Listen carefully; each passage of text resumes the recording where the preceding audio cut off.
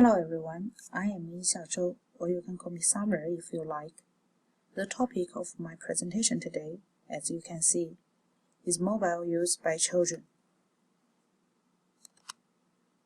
As we all know, the use of interactive screen media such as smartphones and tablets by young children is increasing rapidly, especially in the last 3 or 4 years.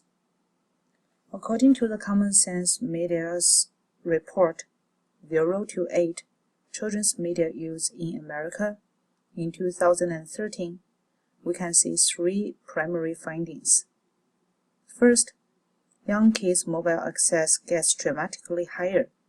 Second, kids' time on mobile devices has tripled. Third, kids' time with traditional screen media is down. As time goes by, the situation has become more serious. In Ofcom's Children and Parent Media Use and Attitudes report in 2014, we know that 7 in 10 children aged 5 to 15 now have access to a tablet computer at home, and children are almost twice as likely to go online using a tablet.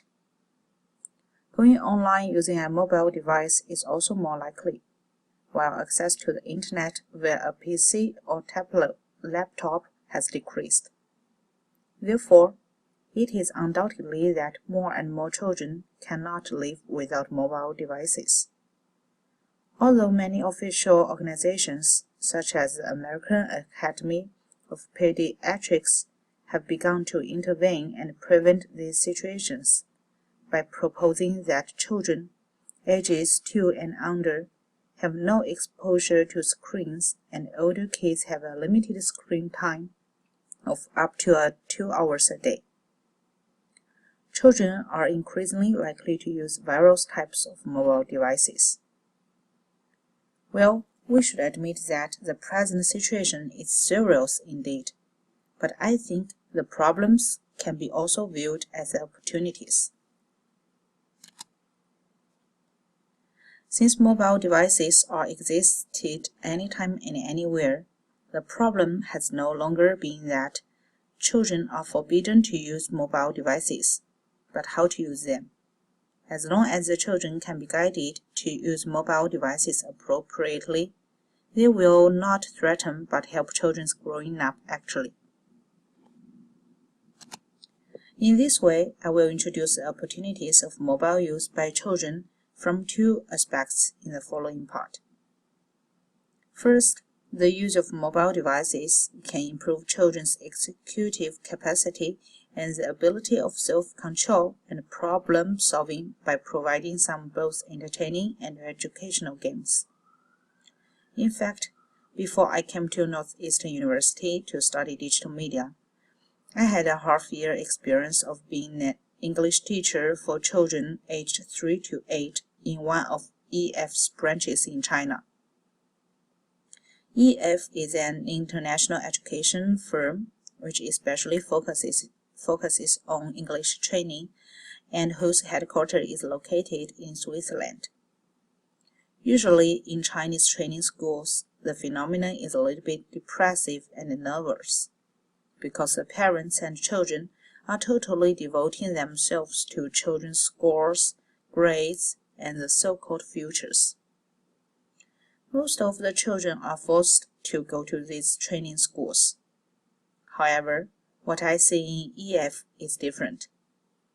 Parents still care about what their children can learn in classes and get from examinations, but their children are enjoying the process of learning. Gradually, I find the root cause that makes the children's different attitudes. EF uses many tools combining the goals of both entertainment and education for children to use. For example, EF offers their students a whole package of mobile apps called Small Stars series for them to learn, use, and enjoy English. These apps make entertainment a medium of education. The games in the apps are visually pleasing and attractive to children. On one hand, Children can learn English as their parents expect. On the other hand, children enjoy the learning process.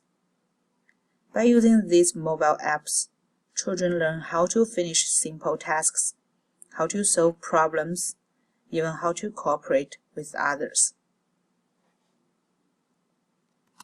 Second, the use of mobile devices offers a unique channel of communicating and sharing among children themselves and between parents and children. For human beings, communication never ends. We just use different forms of mediators to communicate with others. By using mobile devices, children communicate with their friends with their own codes and languages. This different language corresponds to their needs to differentiate themselves from grown-ups and to gain their special identity. Communication is a significant symbol of growing up, which definitely cannot be ignored by parents. By communicating with others by using mobile devices, children can better manage their time schedule without inappropriate intervention from others. They can arrange meetings with friends, talk with anyone they want to, for as long as they want to, without parental control or supervision. Furthermore, children can be equal individuals when they face their parents or the elders. To a certain extent, the use of mobile devices is a means of independence for the children. Nonetheless, the mobile use by children still takes risks. Excessive and improper use of mobile devices by children have negative impacts in these possible situations. For instance, when parents are not in a position to supervise and know how their children communicate, consequently, they are unable to provide advices.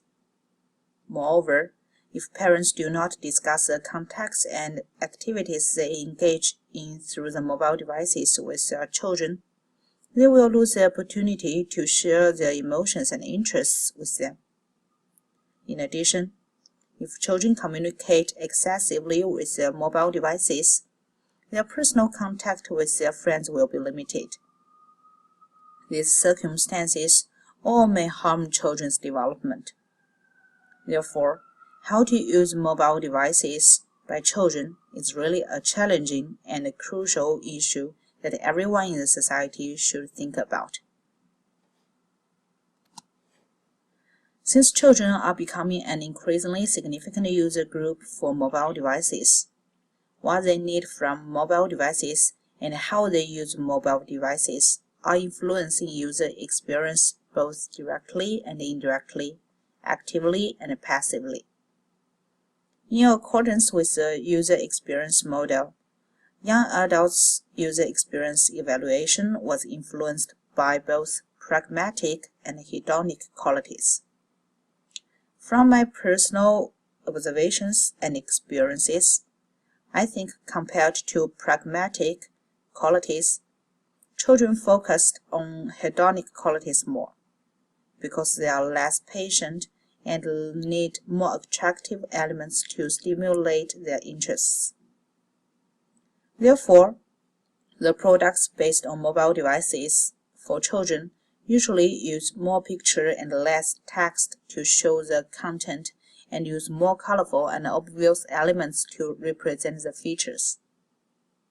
In all, like the other forms of design, mobile use by children makes and even forces user experience to better balance the relationship between usability and aesthetics.